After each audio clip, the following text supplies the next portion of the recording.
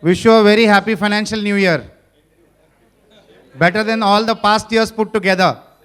And our guest today is somebody who is related a lot to the financial sector also. So we are having a very interesting guest here today amongst us. And the guest name is Mr. Deepak Ghaisas. I'm sure a lot of people might know him.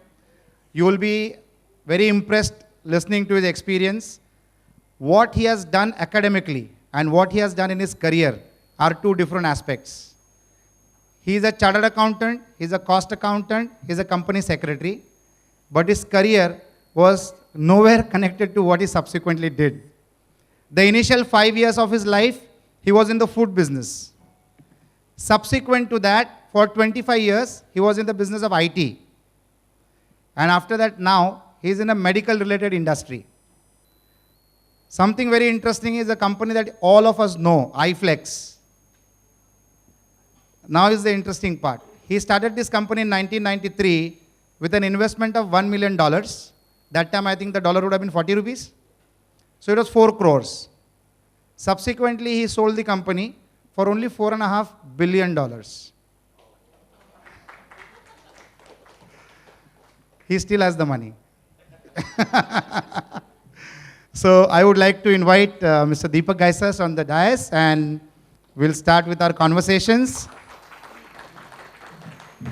Mr. Ghaisas, thanks a lot for being here with us, and I'm sure people are going to enjoy interacting with you. My first question would be, there was no correlation between your academic qualification and the businesses that you ventured into. Was it intentional or was it coincidental? I would say both, because after finishing all three simultaneously, I met a friend of mine. In fact, I had a job in hand in finance department in one of the multinational pharmaceutical company, because I'd done a lot of work during my articles in pharma industry.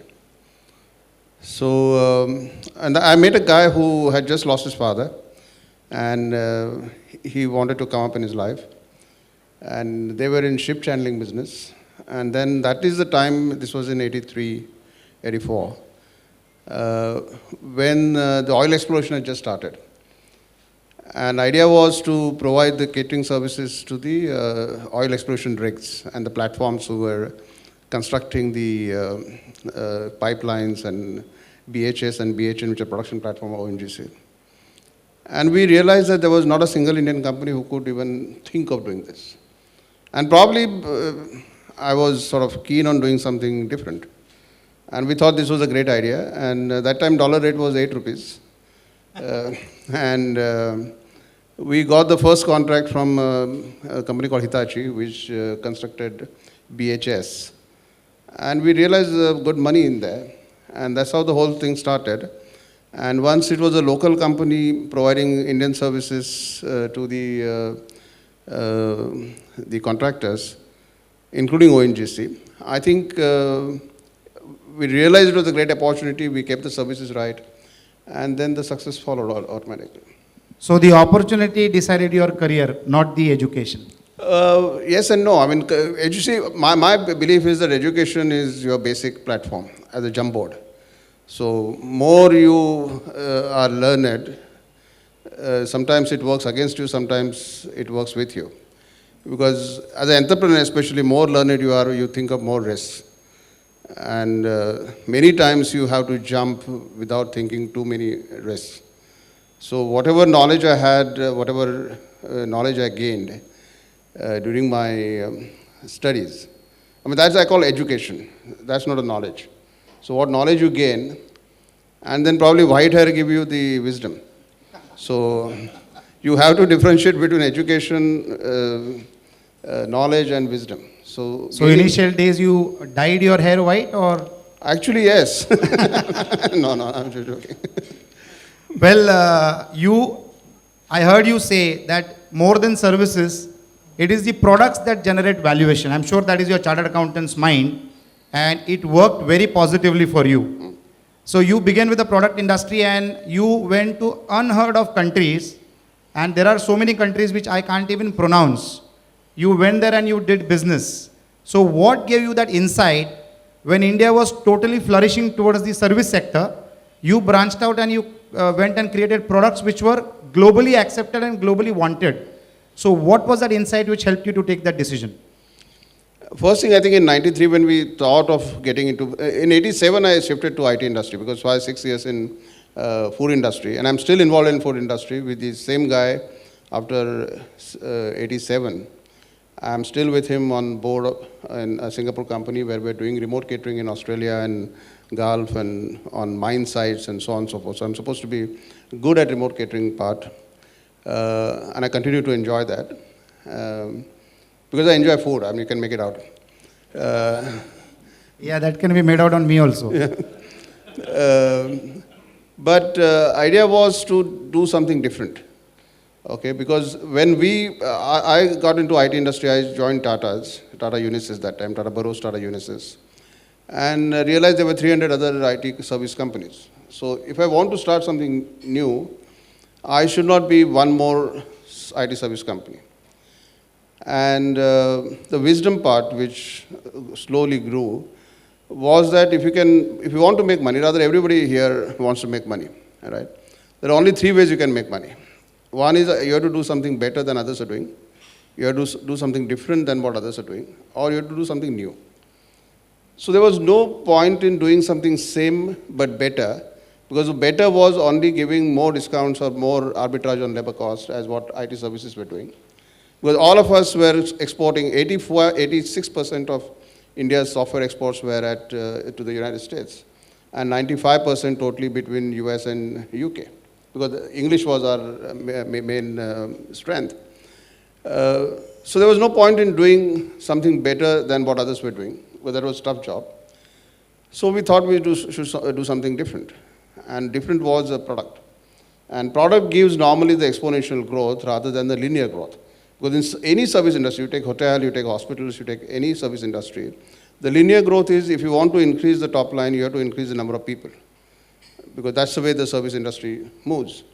And in product, say Microsoft, for example, the Windows first CD costed them probably $10 million. The next CD costed them 50 cents, right? So that is the beauty of product, and that's how exponential growth is all about. So exponential growth, you invest first. Once you are successful in investment, what you did, the rest of the sales that you do goes into your bottom line, which is a license fee. And that's the beauty of that business. And it is a risky business, a high return, high risk business. But I think it's fun doing that because you have the experience. The Made in India product was to be launched. It was a mission critical product. So all kind of challenges with that. And we went to unheard countries. It was more out of compulsion, because with $1 million, with a mission critical product like FlexCube that we created, and why I call it mission? That was one of the best banking product available in that period. Right. No, even today. Even today? Yeah, of course. So why it's called mission critical? Because even the ERP, if you buy and it fails on a day, your production line doesn't stop. But in the bank, if FlexCube stops functioning, or what we call as end of day doesn't happen, the next day morning, neither ATMs nor branches nor bank can open. So it is a mission critical product. And then to make it in India and try to go and sell it to United States, 10,000 miles away, or to UK or any advanced country, we chose to go to the emerging market because the penetration cost was low. So we went to Africa, almost 23 countries. And why 23 countries? Because it was English-speaking countries. The rest of Africa speaks French. So we went to African countries. We went to Eastern Europe. We went to Far East, like Malaysia and Philippines and Indonesia. Some small islands near Fiji, some small islands sure. below There New was Zealand. a place called Samoa, Vanuatu, and Brunei. So I have traveled personally like more than 75 countries for business. So my next question is, even doing business with 2 different countries is a big challenge as far as laws are concerned. I can guarantee that even if God becomes an entrepreneur, he can't do business in more than 20, 50, 60 countries. You did business in 72 countries. So how did you tackle the international rules, regulations, currency fluctuations, permissions, localization knowledge, language knowledge? How did you face those challenges? Sure. I said I traveled 75 countries. The number of countries that we were in were 132. More than 100, Yeah, 132 countries. Yeah, And, you made it sound easier now. and then I realized we were the third because the Coke and IBM and then iFlex. I'm sorry, Coke Football, World Football Association, Council or whatever ICC, and third was iFlex in 132 countries. Okay, so idea was to get into, yeah, I mean, you talked about the laws and everything. The more tension was because the banking and financial sector is the most regulated or second largest regulated industry than after the civil aviation. Civil aviation is the most regulated industry. And then comes the banking because every government in the country or central bank wants to understand everything that is happening in the bank. And therefore, the kind of technology that you provide, which is core banking solution, was very tough to handle. And more so because during last 2 decades, if you see, after Y2K and Eurozone, I mean, the currency has been changing, the inflation, the economy, even the banking was changing tremendously. Today, the way in which banking happens with us, I mean, my parents were very happy when core banking solution was introduced, that they don't have to stand in a queue to get their passbook filled in on a particular counter. My father was very happy because he could go to any counter, put his passbook and gets printed immediately and was given to him. So he was very happy. My sons even won't go to bank ever because they don't care which bank, which branch, because banks are not required, the banking is required. And if the banking is required, banking can be provided by technology. So it was governments, it was different rules, it was changing bank, it was most regulated bank, and that's the industry, it's fun to provide them the solution. So were you into the business of information or were you in the business of technology? I would say both. Technology always is a facilitator for information. And What is more crucial? I think information is more crucial. Because unfortunately, many people believe that IT industry is more of a technology and only engineers can handle that and so on and so forth. You take any ERP or you take any software, the domain knowledge is more required than the technology. Because the way in which now the technology tools are developed, I would say that technology is no more a constraining factor. Okay, we have got a lot of tools and platforms where you can develop the way in which you want. I think the limitation is your imagination, how you imagine a particular product to be introduced in the market. Because the moment you introduce a product, others can copy it. There is no copyright or there is no IPR involved in that.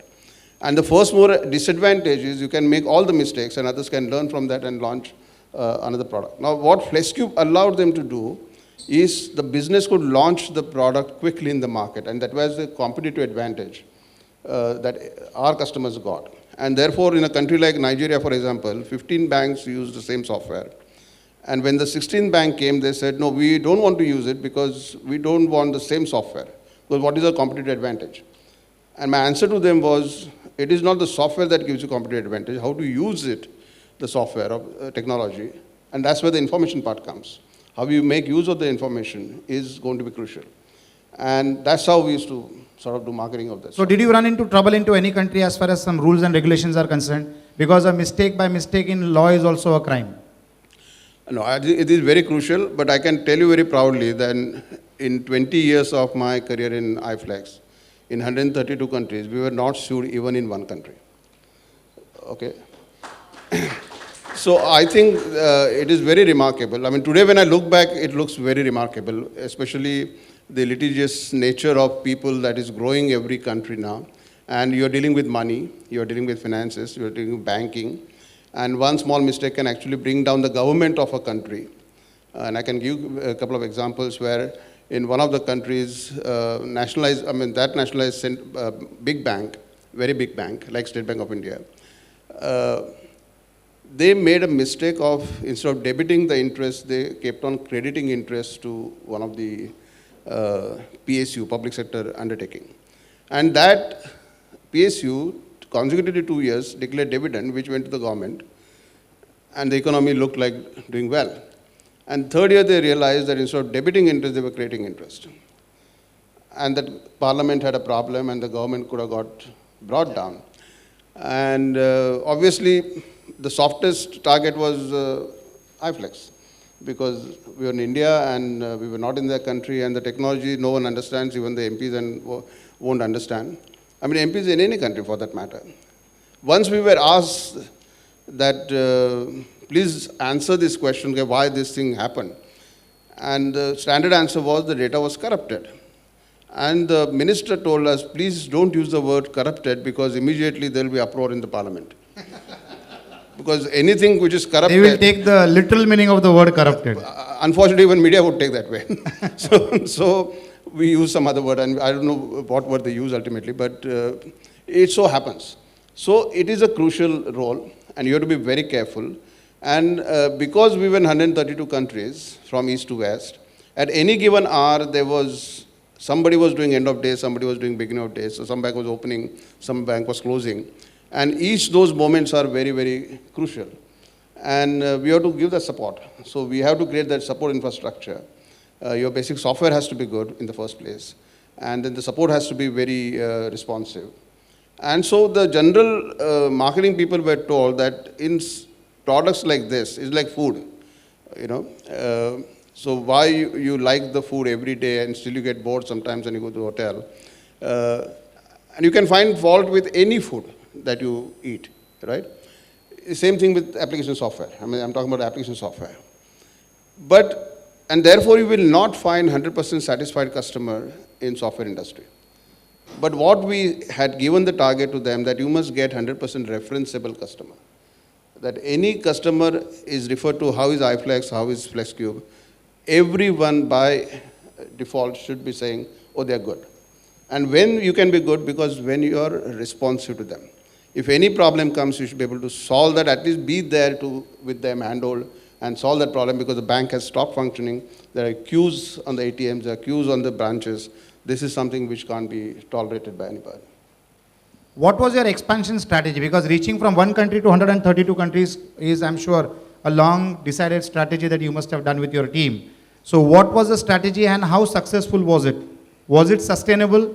Did you have areas which were less performing or going into the red mark operationally in terms of revenues versus expenses? Or were they all great? What was the strategy for expansion? I think strategy for expansion, there were two-pronged strategy. That even the targets that used to be given used to be for what we used to say that getting deep into country and getting wider into region. This expansion was employee-based or dealer-based? No, it was completely employee-based. Because in software, mission-critical software like this, you can't operate through dealers. It is not a shrink-wrap package which is available that you can just pick it up and... It's not like Tally, for example. Okay, it is too complex. The billions of lines of codes written there. Each bank, you have to assemble actually the final version of solution with different models. What choice they have, because it's a complete modular system.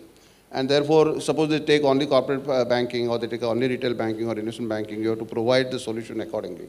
And therefore, you have to be there. You have to set up the product. You have to convert the old data into new data. And so, I mean, all kind of complexities are there. The implementation can go for an age-old retail bank for at least a year and a half to get completely live on the new software. Just like an ERP?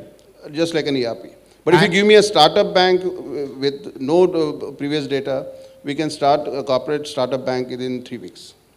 So between 3 weeks to 18 months or 2 beginners, weeks. Yeah. The beginners.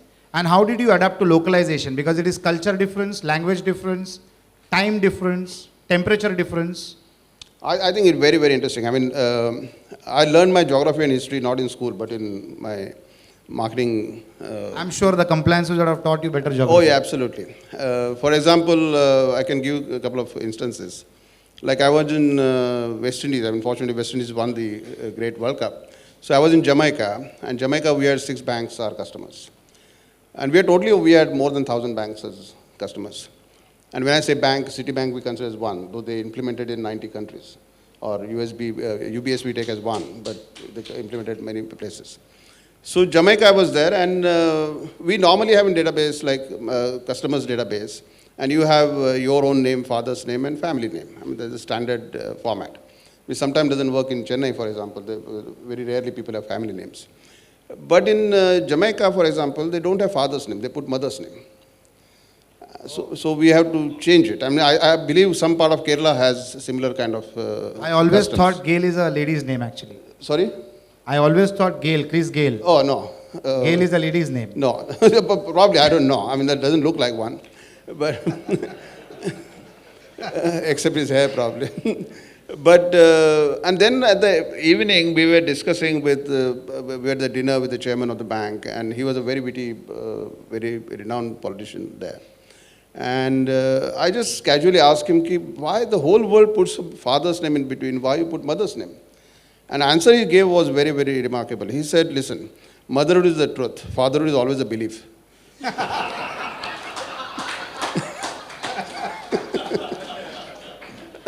So we put mother's name. And so true. You know. Now, when you talk about a product, this product needs to be supported by a lot of people, a lot of teams. Again, it is service to the product.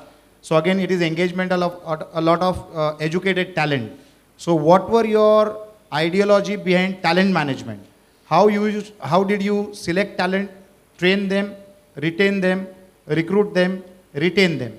How did you do that? I think we had two major challenges as a product company, and especially the kind of markets that we had. Because if you remember, every software engineer that is produced in this country has a biological itch to go to US. And we were not in US, okay? So he or she wants to go to US or in UK or to Australia, in a worst case scenario, New Zealand, you know, but not less than that. And we had customers in Jamaica, and we had customers in Kenya and Tanzania and Ethiopia and Malawi and Uganda and all kind of stuff. So encouraging or sort of motivating them to go to these countries was a major challenge. And secondly, in product case, what happens, again, all intelligent, I call it intellectual volatile mass in IT company. They're all intelligent people, but they're volatile intellectually. And they want to do something new always, okay? So in product, we can't keep on changing the technology platforms very quickly. One platform is selected, then it has to run through at least 6, 7, 10 years. I mean, most of the products don't change their platforms because it's a tough task. Now, how to motivate them to use the old technology? I mean, because in technology, it becomes obsolete in 6 months. Okay, you started with .NET, then you went into object-oriented, then you went to all kind of stuff keeps on coming up, and every time the new thing comes like a toy, these kids will go and try to get it. I mean, simple thing like in '93 when we started, I remember all our PCs were 1 MB RAM. Okay, and to make it 2 MB was a tough task, and since I was managing the funds as well, I had refused because we had no money to upgrade to 2 MB. And today, my young guys who join the company cannot accept anything lesser than 1 GB RAM. You know, so from 1 MB to 1 GB is, and you have to keep them motivated. Yeah, and you have to keep them motivated.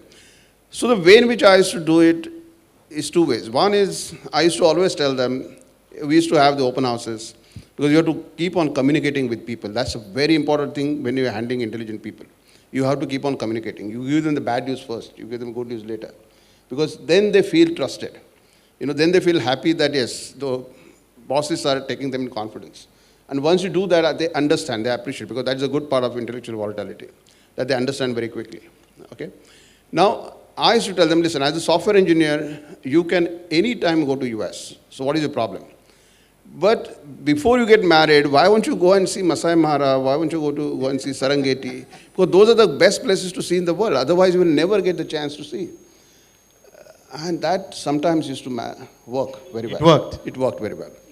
But then also it so happens that one of the major attraction to go abroad was to make some dollars. Okay, because that's how you come back and buy a house here, you know, those kind of stuff happens. Now, places like Nigeria and all, there used to be exchange controls, so you can't even accumulate dollars in dollar form. You have to convert that into local currency, because most of these emerging market countries have the difficult control on the dollars. Control on the dollar. Even in India, we used to have that. Okay, so we used to make their travel plans that he will fly from, say for example, Lagos to London and back. So in London, he can convert it. So you have to help them to do sometimes to ensure that they are motivated in some way or other. And in technology side, we also had a division called prime sourcing, which was a service part, but service part in financial domain only. So we used to provide the solutions, new solutions. And that was our window for new technology platforms to motivate my intelligent people. And also that was a window for new knowledge to get in, that new functionality that can be seen. which customers are trying to implement, and how we can sort of absorb that. And that new technology, new functionality will always keep them motivated from the intellectual hunger point of view. Okay, but still they will continue to work on product. And the third thing I have to tell them, listen, if you are in a big service company, okay, one day you're working on Reebok solution for 6 months, then you're working on some Y2K project, then you're working on some mainframe. You will never know where your code went ultimately. But when you create a product, and then I'm passing by Citibank, HDFC Bank, Yes Bank, Kotak Bank, you can tell your kids that, listen, this works on my software. Now that pride to take, you'll never get when you're working in service industry. And that's why, and it works.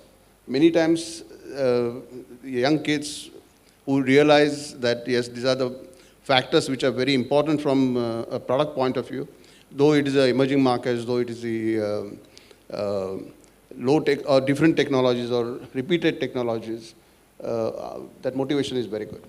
And how did you do your performance management? What are the performance management tools? See, performance management in IT industry is one typical challenge, because again, the people are very, very intelligent. They don't accept the things as you tell them. Especially the difference between, the fight between quality control department and production department. Because delivery has to be made, production has to finish and take. We were SCI level 5, so that is the highest quality ranking that one can get, like ISOs or whatever you call it. And then that requirement was that unless 3 checks or testings have happened, you cannot deliver the product. Now, marketing or sales department is constantly interested in delivering the product. Production is interested in sending the product out, and quality control is sitting saying that no, unless it is tested thrice, you can't send it. And every time the testing will happen, such a complex product, there will be always some bugs. Okay. Even shrink wrap packages have bugs. You have observed many times that Microsoft hangs many times. These are all bugs. So it happens. And then the provision was the deviation only can happen at the CEO level, if at all any deviation is required to be given. But then it should be like, in gully cricket we play umpire, you become umpire, and then 3 times the LBW appeal is made, once you have to give out. Law of averages. Law of averages.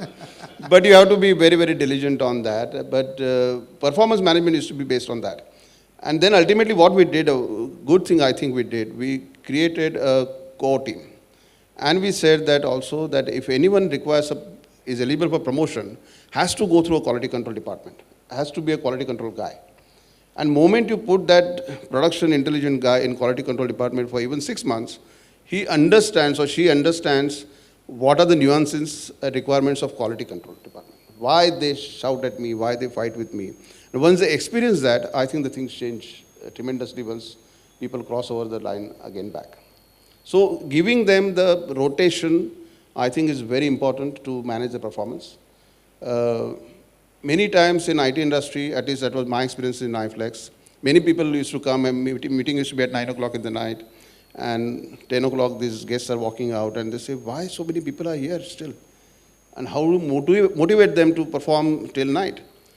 And answer is to be, no, I have to drive them out actually. You just close it and go. Because once you are doing some creative work, like if you're painting something, you can't leave the painting half. You have to finish it because that entire thing is in your mind. Because next day when you start again, you have to go back at least a mile and again start. So people want to do that. An advantage also is that most of them are bachelors young. My average age was like 23 or 22. They don't have family back home. And they used to get food in the office. So everything was to perform better. Quality was essential. But it is again a tough job. I mean, it is not an HR job. Many people believe that attrition and performance is a HR job. I think it is more of a functional and business job to ensure that attrition doesn't happen and performance is maintained.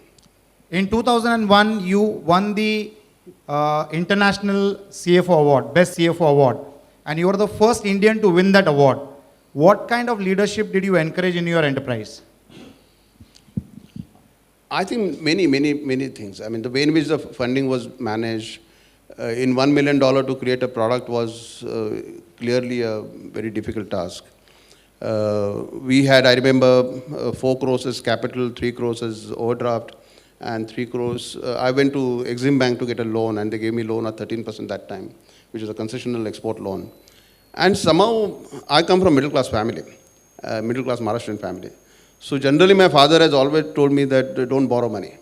So I used to hate borrow money. I mean, this might many of you might not agree with that, but that's how I still believe. And so Exim Bank, first time somebody asked them for prepayment clause. Because Exim Bank, you never prepay because that is the most concessional rate of interest. So that's the last loan that you would like to pay as an entrepreneur. But I said, no, I want to be, a debt-free company. Because I believe that software business model is such that you don't require to borrow. It is a cash-rich model. And moment you borrow, you have the interest burden. And what happens is, moment you borrow, you feel better, cushy, for 6 months. And after 6 months, you finish your overdraft, and again, you're back into square one. And by that time, the interest burden continues on your head. So you have to ensure first your business model is right, your cash flows are right. As a chartered accountant, I always believed that profits is an opinion, it's not reality. Cash is a reality. You can say that after you have made $4 billion. No. I mean, as an accountant, I can say accounting is an art. For academic knowledge, how much does $4 billion translate into? Around 20,000. I didn't make balloon here. Around 20,000 20,000 crores? 20,000 crores, yeah. 20,000 crores. Something like that, yeah. Okay. Now we'll test my arithmetic also. but idea was that, to motivate them, I mean, that's the point we were. And to ensure that they work towards the same goal.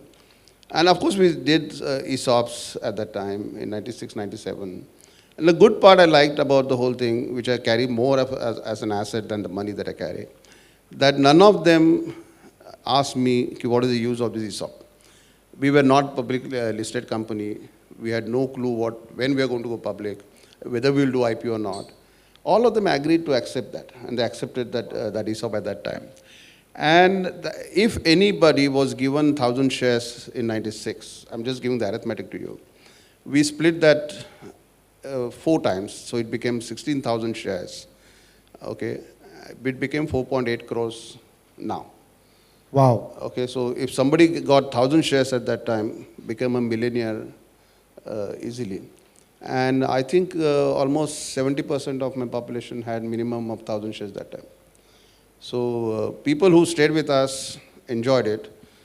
I meet people, many people who had left in 96, 97. Just a year back. Just 6 months back, 2 days back. When ESOP was launched, I mean, I have a case where the guy was to be given the ESOP letter. And he gave the resignation. And he gave the resignation, so boss pulled out his ESOP letter. And I meet that guy very often now, and he cries, obviously. But that time he got 3 times more salary because he joined some multinational company and so on. So people, I mean, he was happy at that time. But people who stayed with us got sufficiently rewarded, which is more, I think, important to me than anything else. Why do IT entrepreneurs always have a flair for great infrastructures? Because all of us must have seen the iFlex building on the Western Express Highway. It's one of the best building on the highway from Bandra to wherever, or probably from Churchgate to wherever. One of the best buildings. So I've always noticed that IT people have a flair for great infrastructure. In fact, I was just chatting up with him. Shapurji constructed a building for his organization in Bangalore. And when the British Airways started a flight from Mumbai to London, one of their icons was the building which was iFlex building in Bangalore, which was constructed by Shapurji Palanji. So were you satisfying your architectural dreams through the real architects? No, I think the way in which it is like this. If you take any IT company, we don't have fixed assets. Because our entire assets are in terms of IPR, intellectual property, and our people. These are all soft assets, if you see the balance sheet. So you take any IT company, their assets will be in terms of land and building. And service companies, especially like TCS or Infosys or Wipro, they had built huge campuses because they require those kind of campuses, which are great to see. Now, we were the product company. We never required 100,000 people Okay, when I left the company, I had 13,000 people. And so we won't require campuses. What we should do with the campuses? So then I said, we must build iconic buildings.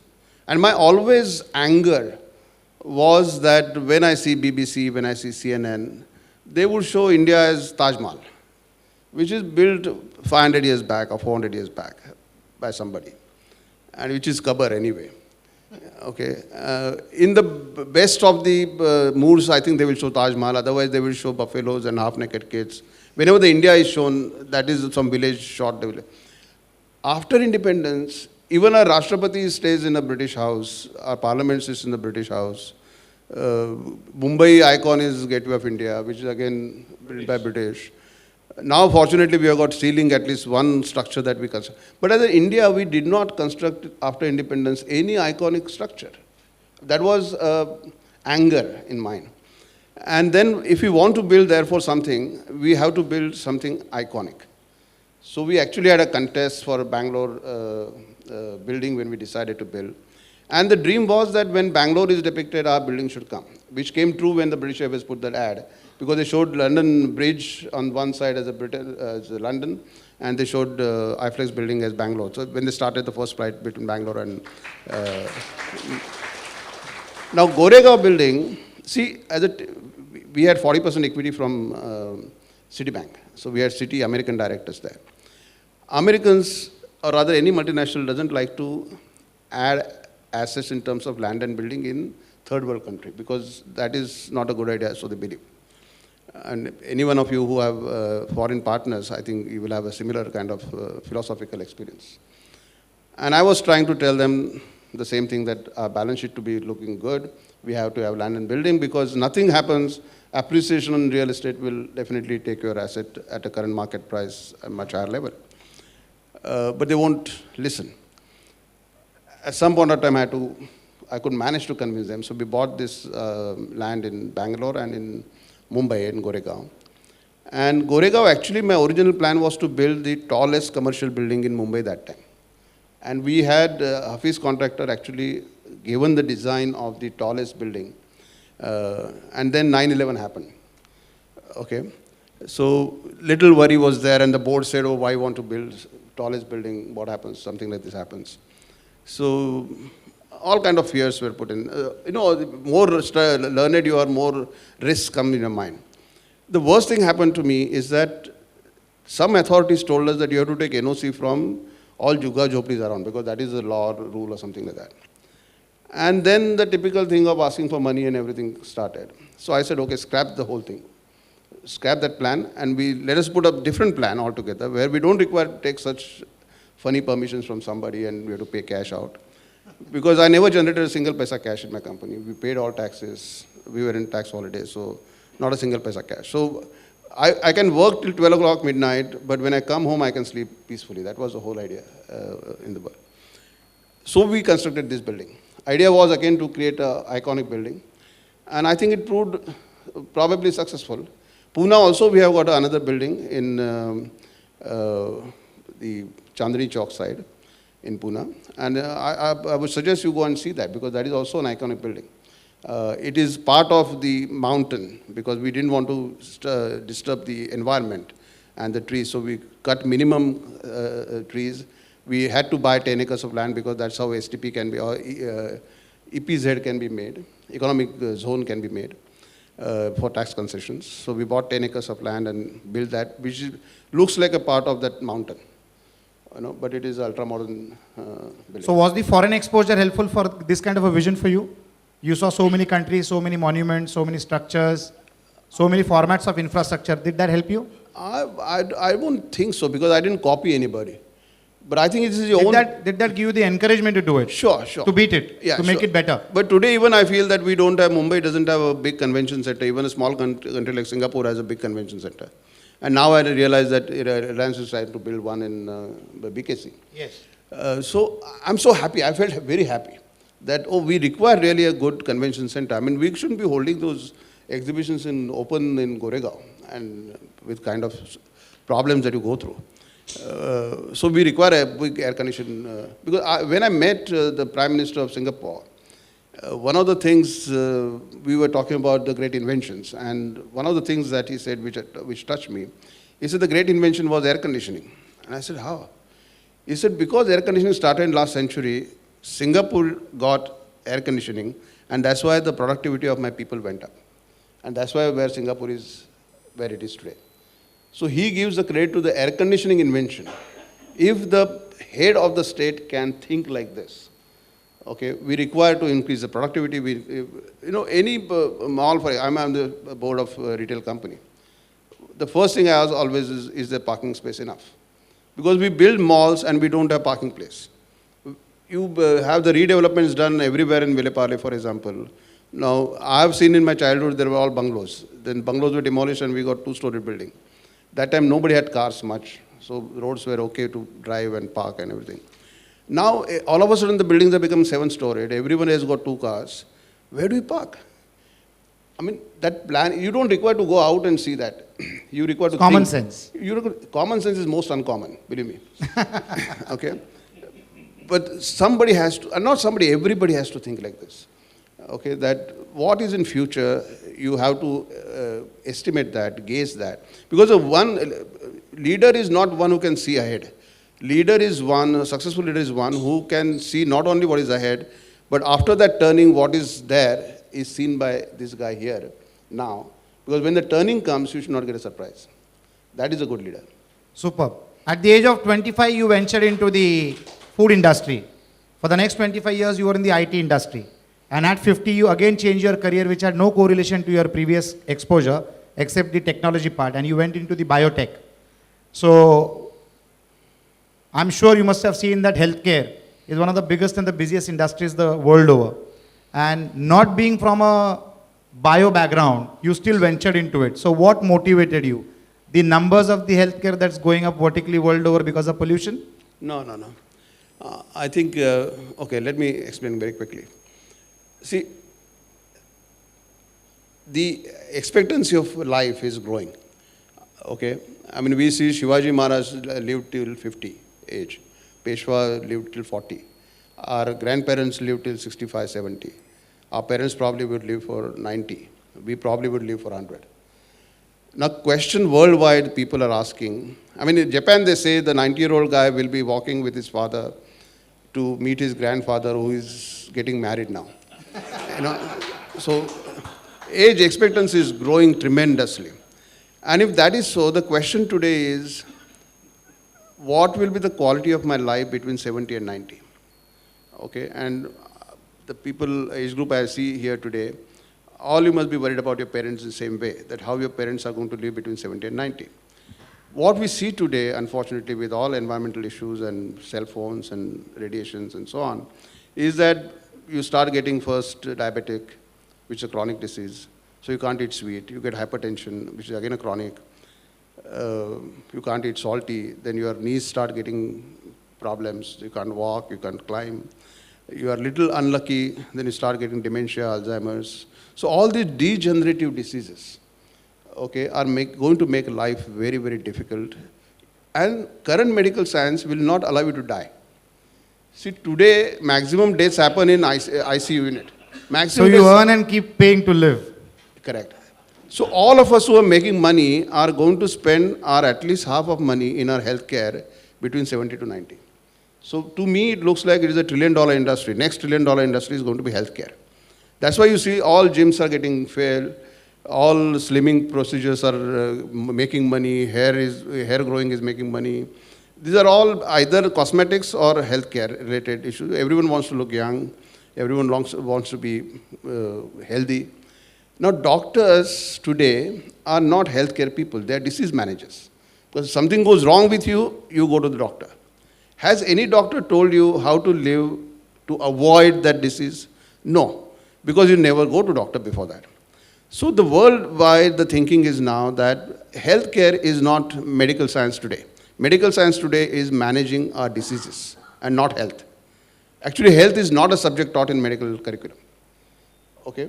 So all these degenerative issues, because biology provides you support till age of 60, 65. After that, you start developing your specs. I mean, getting specs also is a degenerative problem. Losing hair, bone problems, joint problems. These are all degenerating problems because the body is not made by nature for those many years.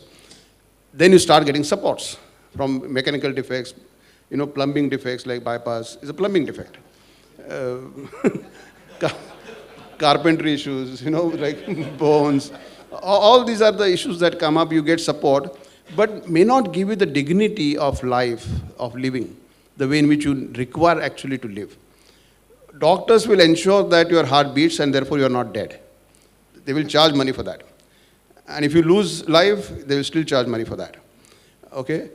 Therefore, all the worldwide, the research started happening about a regenerative medicine. The curative technology. Today, medical science doesn't cure your disease. It converts everything into chronic. Okay? So, say 10 years back, I joined a board of a pharma company. Now, we are the best in diabetic in India today. What we are doing, we are selling metformin tablets. And moment you are prescribed at the age of 40, 45, 50, depending on your luck and your genetics, you become diabetic type 1. And then you are given metformin. And then throughout your life, you keep on popping that pill. 1, 2, 3. If you are unlucky, you start injecting insulin, depending on what type of diabetes you have. But diabetes never get cured. Now people want to cure diseases. Same thing happens to hypertension. Hypertension, once you're hypertensive guys, then you start taking some tablets, Tanoric or whatever the type of medicine that is prescribed to you. You never go to doctor again ever because you feel you're better off now. You check your sugar, you check your BP, and you feel happy that I'm okay. You're not okay. That BP and diabetes are killing you every day. So what is a curative technology? And that's where the people started looking at biotechnology as a solution. So we tried to change the heart, we tried to take the pig's liver and put in human body. It doesn't work. Okay, the transplant doesn't work. Kidney probably will work, but your secondary infection will kill you because you can't operate kind of antibiotics. Thirdly, the antibiotics themselves are getting so problematic because these viruses and bacteria are developing immunity. Every third generation of bacteria or viruses develop immunity to the medicine or antibiotic that you use. Now for cold, if you take antibiotic, then naturally the viruses around you are going to develop that immunity very soon and that antibiotics won't work on you. So sooner or later, antibiotics will stop working on you. So how do you get cured? So people went to biotechnology and they started looking at a solution. And my belief is that the next solution would be lying in stem cells. Because stem cells have a tremendous ability to regenerate body. So I actually bought molecular biology books. I bought, my wife is cytogenesis, so fortunately I got some good guidance from her and I still continue to get. And she runs her own diagnostic lab, which is predictive diagnostics. Even diagnostics, you remember, you do a stress test with a cardiologist sitting next to you or standing next to you. You feel great, I'm okay. You're not okay. Within next 10 minutes, you can get a cardiac arrest. What it gives you is that so far you didn't have a heart problem. Okay, so it's a post-mortem. Please remember, it doesn't give you anything. Okay, so now the predictive diagnostics. So what you expect now, going forward, is after taking, and that technology is now getting launched, that you just give your saliva. Based on your saliva analysis, you do a genetic testing of that. That genetic testing will tell you what is the probability at age of, if you are a 40-year-old, what is the probability that at age of 50 or 60 you will get a heart attack? What is the probability that you will develop Alzheimer's? And then you can get into preventive medication. Not preventive, you change your lifestyle, that is healthcare. So doctors will be able to tell you that, my friend, you start this food, you do this exercises, you start solving Sudoku if you're going to get Alzheimer's, for example, because you have to exercise your brains for that matter. So that is called healthcare, and most of us are going to spend or would like to spend money on healthcare rather than disease management. If that is the money and that is going to be $1 trillion business, I should be there. So we all know what company shares to buy.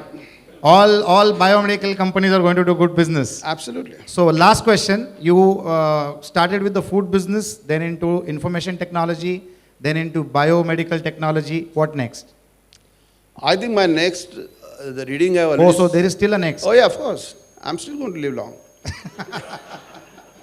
I think next should be nanotechnology. And nanotechnology, I've already started reading, studying on that. And it is phenomenal idea. And I don't think it is a new idea, but it is a new form. I mean, some homeopathic doctor, I believe Dr. Batra was here, and homeopathy probably uses unknowingly that part of nanotechnology. But when I saw the nanoparticle of gold and I saw that to be red, I was astonished. Because when you take a nanoparticle of any material, you realize its properties are different. And the nanotechnology, the whole idea of nanotechnology is to take those nanoparticles of one and use the other nanoparticles of other to create something new. You understand what I'm saying? And that can be applied to biotechnology, for example. So bio, nano, IT will all converge together and will benefit humanity, hopefully. If by then we won't kill each other with the bombs and guns. No, this is all for the remaining people. Yes. We have lost the chance. So that is excellent, friends. I think we should applaud for what is shared with us, how technology can be multi-used, whether it is food, whether it is information technology, whether it is biomedical technology, and the coming up nanotechnology. We can now interact questions with Mr. Deepak Gaisas and begin with Sidhu. Yes. Good evening, sir. So you have chosen your product as banking. So is it that getting into critical operations gives you disproportionate revenues? Like, should we target critical operations to get better revenues, or like what was your... I think, obviously, because I come from financial background, our investor was Citibank, so these all sort of put us on banking side. Yeah, you're right. I mean, when you have a critical software, critical solution, you have got chance to get a premium because there are very few players who will be doing that. And even in today, for a core banking solution, probably there are 8 or 10 players in the world. Okay, and if anyone wants to start writing the software now, probably it will be another 3 or 4 years that by the time you launch a new product, because the banking has changed substantially so much. Okay, the way in which the banking services are delivered today, and the internet and mobile banking and so on and so forth. So there is a high risk, high premium. Okay, but I think if you want to, I mean, I do these sessions differently, that if you want to choose a product, okay, you have to understand what market's pain point is, right? Many proposals nowadays. I mean, between last 18 months when we started this fund, we had in 18 months we saw the 400 different ideas, okay, and each one, all of us 24/7 can get new ideas, right? But idea is that solves the pain point of society or people at different levels, because the pain point of the richest man will be different, the poorest person will be very different, the middle class will be different, the urban will be different, rural will be different. So you have to understand the pain point. And second thing, you have to understand the philosophy or mindset of the new generation, which is going to be our customers. Okay. For example, all of us listen to our parents because parents told us, you don't understand, listen to me. So we listen. Now when I try to go and tell my son something, he says, Dad, you don't understand, listen to me. Okay, so throughout our life, we didn't understand anything. So we kept on listening to people, right? But if that son is going to be my future market, okay, for example, when I do a session of future predictions, okay, future scenario building, I would say that, for example, in another 5 to 10 years' time, you won't require television sets, okay, because all the youngsters do not watch TV, they watch YouTube. YouTube. Right? Convergence. Secondly, the power game is changing. Today, most of our homes, our dinner time is decided based on which serial is going to go on what time, right? So who has a power to decide when I should have my food is the TV channel. Now the new generation, we accepted that because we were, sort of mesmerized by the growth of TV channels and kind of entertainment that we are thrown at, which is a stupid way to do it, but we were mesmerized. The next generation is not mesmerized. They say, why should I watch that serial at 8 o'clock with those all ads? Okay, so what will happen ultimately, that all these contents will be put on a server. Whenever I want to watch it, I will watch it. Like Netflix. Like Netflix. So if I want to invest today, I will not start a product with a television, company. I will start with the content, okay, which creates the great contents and which puts on server, and people should watch it. They are ready to pay for that. So you'll use the platform and create the product. Absolutely. You don't, point I'm you don't making need is- to create the platform. Correct. But point I'm making is that when you want to choose a product, don't worry about the criticality of it. Choose what is the pain point I'm trying to solve and whom I'm going to sell this, how I'm going to position it. Understand that customer of yours in future and make it accordingly. Okay. Navid, next question. What do you think of transferring consciousness? It's already happening. Sorry, say it again. You know, what do you think of transferring consciousness instead of buying body parts? You know, you're in biotech, we've already gone through, there is a design where a 4-year-old, like there is a self of a 4-year-old, you know, it's already done. Do you think morality will play a part in how technology moves forward? Okay.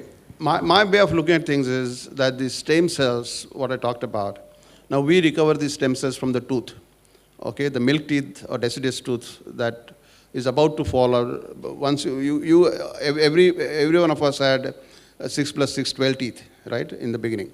And they fall and the new ones, 32 or 30 come, or 31 come up, and 31st and 32nd, which is wisdom tooth, what we call a molar tooth, which nowadays doesn't come up well because the jaws are shrunk as a human being, and therefore you all get problems with 31st and 32nd, and by age of 20, 21, you have to extract half cum tooth or teda tooth or whatever it comes. So these mesenchymal stem cells, okay, can differentiate themselves into multiple organs, tissues, including the brain-related tissues, cardiac tissues, liver tissues, pancreas tissues, bone tissues, and any kind of tissues, okay? The future looks like to me that, say, now in your case probably may not possible, but your son or daughter, we have a chance to take the tooth and preserve those stem cells, okay?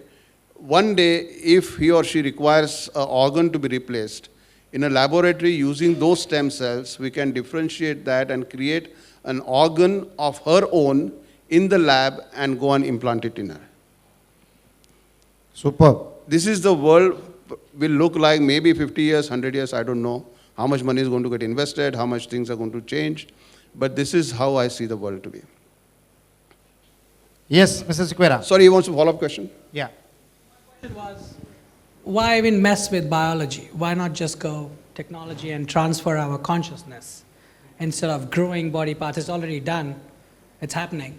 And you know, things which you grow in a lab, it will degenerate. So people are actually doing that. What do you think of having, because knowledge is doubling every 1,000 days. So Sorry, why I not- haven't understood the question properly. I'm sorry? I haven't understood the question properly.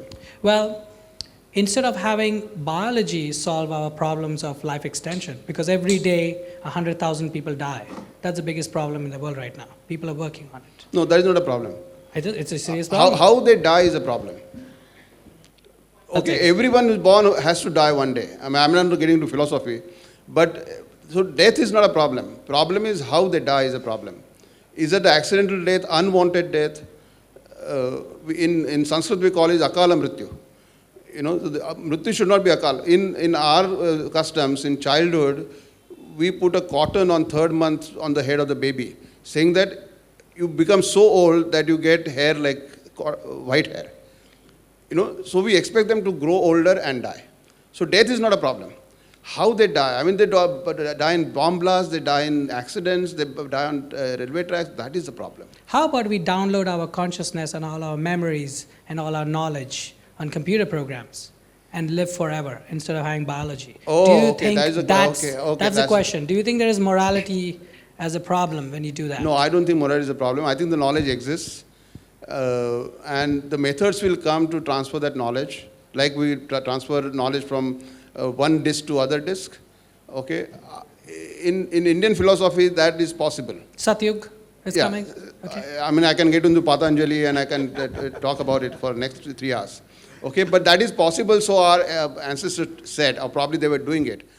Okay, like Vivekananda got the knowledge, or the Buddha got the knowledge. And it kept on transferring through books, through No, speeches, writings. It was transferred from guru to shishya, like a transfer from one hard disk hard to disk to another hard disk. That's it was right. not a learning process, it was a transfer process. Mr. Sequeira, My question is, from financial angle, as a post-mortem, whether your decision of selling iFlex was right or wrong, considering today's situation and considering how much value would have got today. I think now, when we took the decision, of course thought that was the right decision to take. In hindsight today, we think more that it was more right decision than ever, because the way in which the world is moving. So I think that was the best decision we could take. Smriti wants to ask a question. After that, Rohit, you can ask. Deepak, Hi. I wanted to ask you about when you were developing FlexCube. One is how many people were there to develop FlexCube, and whether you were able to match the timelines that you had planned to develop FlexCube. That is first. Secondly, once you marketed, it's a generalized product. So how much of customizations did you allow? First time when you're putting out in the market, it's very tempting because the customer says, why don't you, plug in this module and then we'll take it. So did you face that issues when you were implementing it? Are you from IT industry? Yeah, X. Yeah. Are you ex-iFlex by any chance? No. I knew Shubhangi Deshpande. She worked okay, very okay. closely with you. Squadron leader Deshpande. Yeah? Yeah. Okay, I think it's a good question. See, any software application solution or any system software is never complete. Okay, so how many people were required to develop it? I can't give the answer. Okay, because it goes into modules. Okay, if you imagine blocks of various functionalities like trade finance, saving bank account, or like corporate banking, retail banking, investment banking, and so on and so forth. So different blocks were created by different people. While architecture we knew that before. Okay? Then there was a CIS, what we call as a Customer Information System, and a GL, General Ledger. So these were the common ones for all the modules. So it was a plug and play. So if somebody buys only the corporate banking, we can give the CIS and GL and plug in those corporate banking solutions, and so on and so forth. So that is as far as the development of the software product is concerned. Okay, but what we had was also the, what we call as acquire, align, or build. Okay, or what we used to call it a BAA model. So there will be always gaps, okay, in functionalities. So we had a matrix, big matrix, whereby all the functionalities were mentioned there, and what we have and what we don't have. And whatever we don't have, either we used to align. For example, treasury, sorry, I'm getting into little technicalities and details of product, but treasury front office, we had a front office treasury. But it was not highly sophisticated as, say, Dow had. Okay, so we aligned with them. And there are some solutions like workflows we acquired. So I did 15 acquisitions. Okay, not only in India, but in France, in United States, in UK, everywhere. What we liked good, rather than building ourselves, we acquired. So that's how the product becomes enriched. And you can apply this to any other product. I'm not saying only software product. Now, products will have multiple features. You need not build every feature by yourself. Okay, that is one part. Secondly, on the customization part, we normally used to do 3 types of customizations. Okay, one which is a generic customization. Second is with the region-specific customization. And region-specific mainly are either language-related or central bank reporting-related reports. And the third is customer-specific. So whenever we used to get the generic kind of a modification, we used to include that in the next version of the software. So as a support, you will get the next version and that will be added into it. Customer-specific, we used to charge to the customer, that will go as a part of customization. But generally, we never used to change the core part of it. It's all frill part that comes on the branch delivery side or typical functionalities on the product side that will come, but not as a core banking. Last 2 questions. Rohit? Yeah, you said that information is more important than technology. And now, since you are in the biotech, the life expectancy also going to be pushed, and the priority years of entrepreneurs is going to be pushed till 75, 80. Now, what should be the basis of diversification from here? Is the domain knowledge important, which you said that you studied certain books, your wife helped in biotech and all that, or people like us who are looking forward for another 25, 30 years in the business? So what should be the basis of diversification? I mean, one point which I told him about the selection of product, that diversification should be always to change life of people. What can change life of people? Okay. Now, necessity is need of mother of invention. But Steve Jobs proved it absolutely wrong because none of us wanted iPhone or iPad, right? But he created that requirement. So that is one way to look at it. So you create something which mesmerizes the world and world buys it. And all others follow it. We call it disruptive innovation. Okay, so if you have got some idea which is disruptive innovation, Uber, for example, is a disruptive innovation. Airbnb is a disruptive innovation. All of a sudden, all hotels have started worrying about this new competition.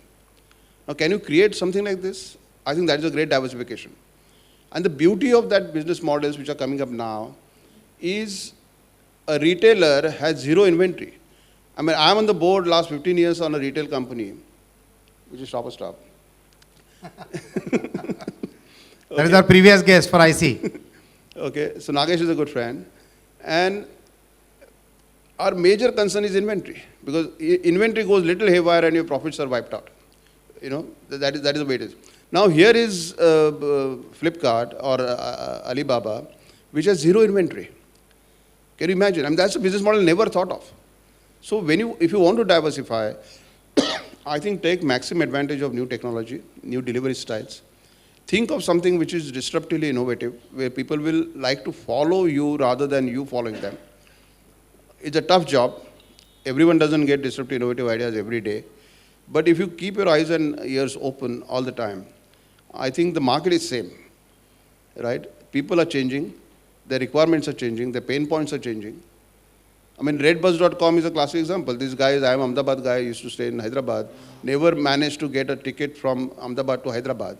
So he thought of this redbus.com, saying that I will create a solution which will, like railways or like airlines, can give me Ahmedabad to Mumbai, Mumbai to Solapur, Solapur to Hyderabad. And I should be able to click a button and book all 4 tickets simultaneously.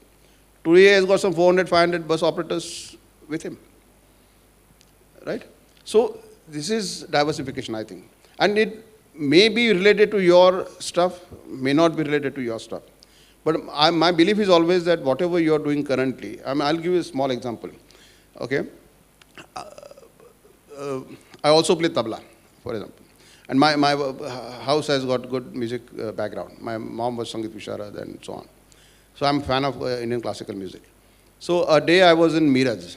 Okay, and Meeraj produces some beautiful instruments of music, like Tanpura and Satar and Dilruba and so on.